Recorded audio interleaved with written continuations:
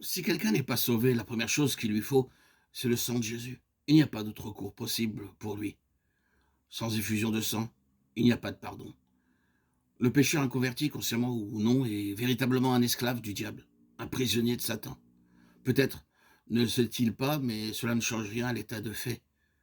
Or, le sang de Jésus touche à cet abîme de condamnation et de mort, dans ce sens qu'il est du côté de la vie, l'instrument du rachat, de la condamnation et de la mort.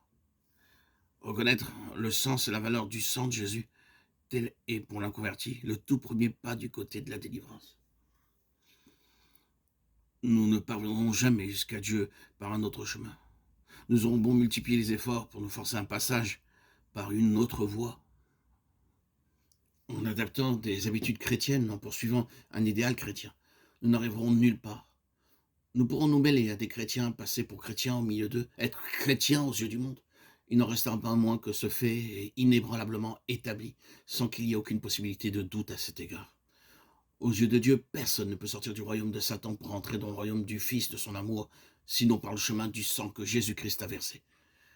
Mais connaître ce fait capital, passer dessus comme on passe sur une chose sans importance, refuser de le voir, de le reconnaître, de l'accepter, signifie qu'aux yeux de Dieu, quelle que soit d'ailleurs la suite des événements dans notre vie personnelle, la chose qui fait de nous un enfant de Dieu et nous délivre du royaume de Satan n'a pas eu lieu.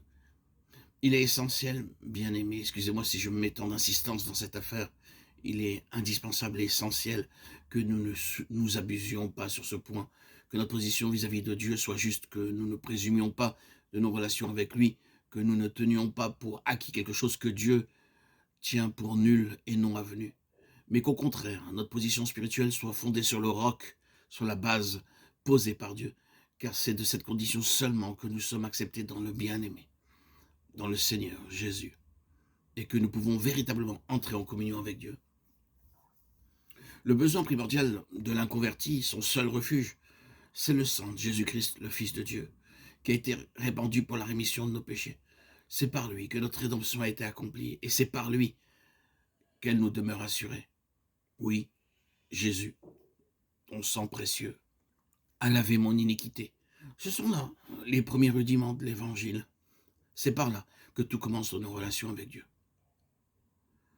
Une fois sauvé, le pécheur a des luttes, et dans ces luttes, le sang est une nécessité par le fait que c'est en réalité avec Satan que le pécheur sauvé se trouve aux prises. Satan n'est plus son maître, Satan n'est plus son Seigneur.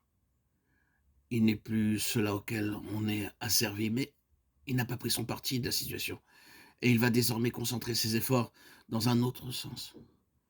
Tâcher de ramener en captivité celui qui lui a échappé.